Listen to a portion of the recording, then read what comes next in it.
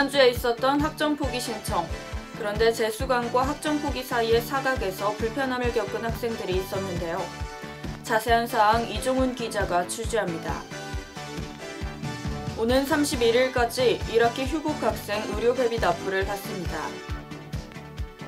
다음 달 8일 우리 학교 교사학습지원센터에서 학습법 특강 및 워크숍을 진행합니다.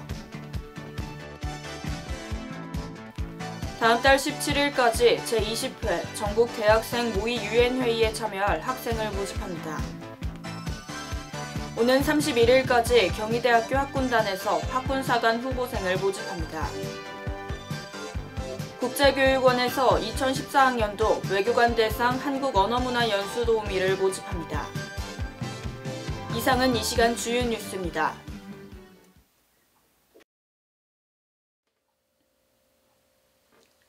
학우 여러분 안녕하십니까? VOE 아나운서 박정민입니다.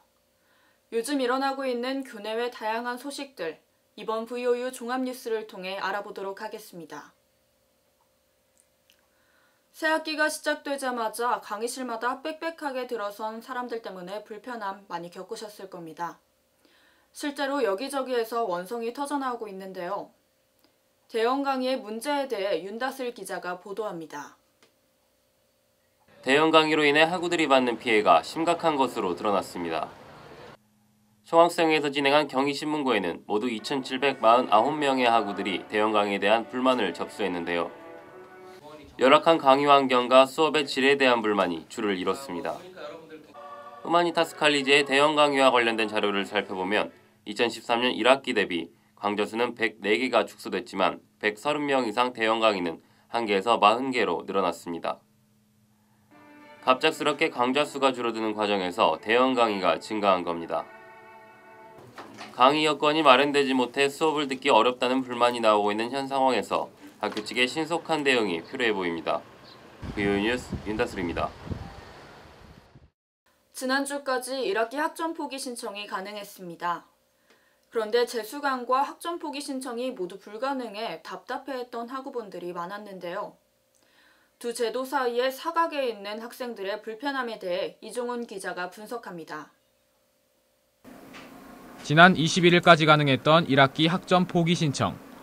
하지만 생각보다 많은 학우들이 답답함을 호소하기도 했습니다. 바로 재수강도 학점 포기도 할 수 없었던 과목들 때문이었습니다. 개설되지 않는 거를 확인해서 버리려고 학점 포기를 하려고 했는데 학점 포기가 안 됐어요. 그래서 메일로 문의를 했더니 처음에는 학점 포기를 폐강된 과목이니 학점 포기를 해라라고 답변했지만 또 학점 포기가 안 돼서 다시 문의해 보니까 2011부터 14년 교육과정에 포함된 거라고 하더라고요. 폐강된 건 맞지만 교육과정에는 폐지가 되지 않았다는 답변을 받았고요. 그래서 학점 포기는 결국 못하게 됐어요. 폐지되진 않았기 때문에 재수강도 못하고 학점 포기도 못하는 지금 상황에 놓여 있습니다.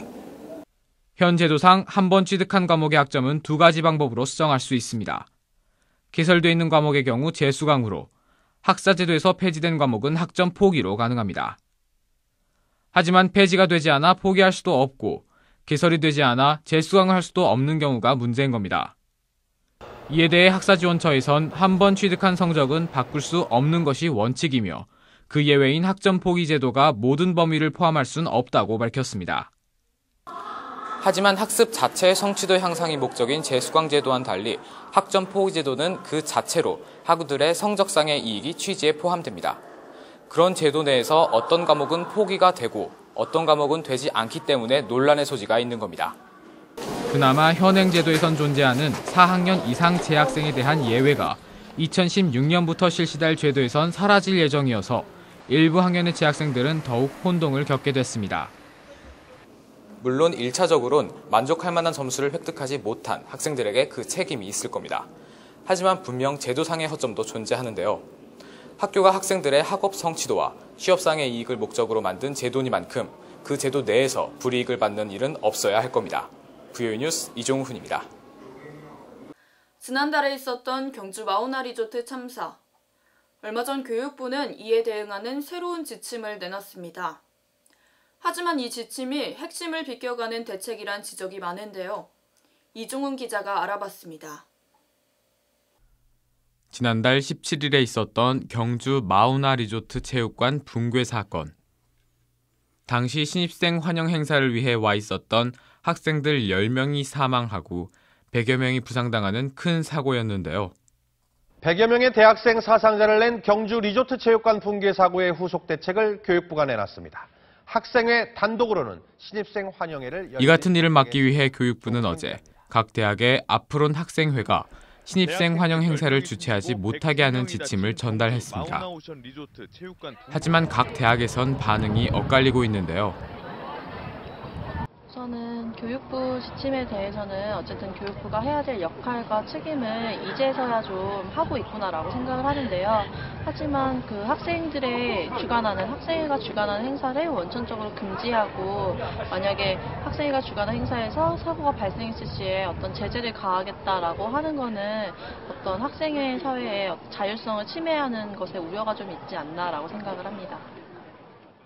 학교 측이 안전을 책임지게 하겠다는 취지는 좋지만 부실공사 등으로 일어난 사고의 책임을 학생회 측에 돌리는 것이 아니냐는 지적이 많습니다. 뿐만 아니라 대학 학생회의 자율성 문제에도 영향을 끼칠 것으로 보입니다. 이에 반대하고 나선 학생회들이 어떤 답을 내놓을지가 관건이 될 겁니다. VOE 뉴스 이종훈입니다. 다음 달 3일까지 경희대학교 미술관에서 전시회 전개도전이 열립니다. 지난 1월에 이어 두 번째로 열린 창작집단 그냥의 이번 전시회는 예비 작가들의 뒤바뀐 목적과 수단에 대한 문제의식을 바탕으로 한 작품들로 구성됐습니다. 예술의 본질과 새로움을 탐구하는 이번 전시회에 학우들의 많은 관심 바랍니다.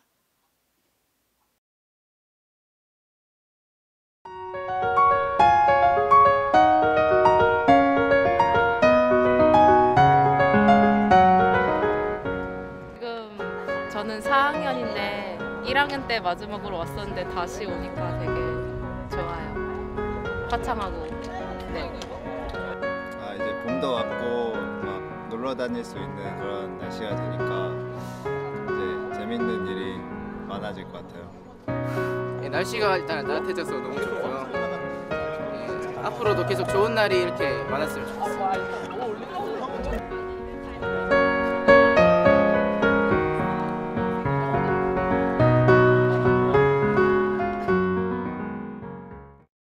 다음은 이종훈 보도부장의 논평입니다. 학사 일정과 행사, 그리고 학교 생활에 있어 불편한 사항들까지 궁금한 것들이 생길 때 친구들 다음으로 가장 가까이에 물어볼 수 있는 곳, 바로 인터넷 커뮤니티들일 겁니다. 현재 경희대 학생들이 모여 자발적으로 커뮤니티들을 형성하고 있는 곳은 쿠플라자, DC인사이드 경희대학교 갤러리, 그리고 에브리타임 등이 있습니다. 또한 우리 학교 홈페이지에 부속으로 개설된 이 커뮤니티도 빼놓을 수 없겠는데요. 하지만 최근 이런 인터넷 커뮤니티들이 하향세에 있는 게 문제로 지적되고 있습니다. 앞서 언급한 쿠플라자와 DC인사이드 갤러리에선 서울 캠퍼스 학생들보다 국제 캠퍼스 학생들의 이용률이 한참 웃돈 수준이고 에브리타임은 비교적 서울 캠퍼스 학생들의 의견 교류가 활발하지만 이 역시 수강 신청 시기에 국한될 뿐입니다. 하지만 학생들의 커뮤니티에 대한 수요는 여전합니다. 궁금한 것도 물어볼 것도 하고 싶은 말도 많은데 물어볼 것이 없는 현실이 문제인 겁니다. 바로 여기서 우리 학교 공식 이 커뮤니티를 부활시켜야 할 필요성이 생기는 겁니다. 학교 홈페이지가 리뉴얼되면서 거의 버려지다시피 한 우리 학교 이 커뮤니티. 하지만 여기저기 산발해 있는 학생들의 요구를 가장 한 군데로 확실하게 모을 수 있는 곳 역시 우리 학교 공식 이 커뮤니티일 겁니다. 이젠 학우들의 수요를 학교 측에서도 신경 써야 할 때입니다. 과연 우리 학교 커뮤니티 사항이 앞으로 어떻게 변화할 수 있을지 모든 학생들의 의견과 궁금증을 하나로 모을 수 있는 커뮤니티가 나타날 수 있을 것인지 지켜봐야겠습니다. 지금까지 VOE 논평의 이종훈이었습니다. 요즘 교수학습지원센터 등 교내 여러 기관에서 학생들을 위한 다양한 프로그램을 진행하고 있습니다. 하지만 우리들의 참여가 저조해 그 혜택을 받고 있지 못한데요. 우리들이 누릴 수 있는 혜택, 스스로 찾아가는 경위인 되길 바랍니다. 이상으로 3월 5째 주 VOE 종합뉴스를 마칩니다. 고맙습니다.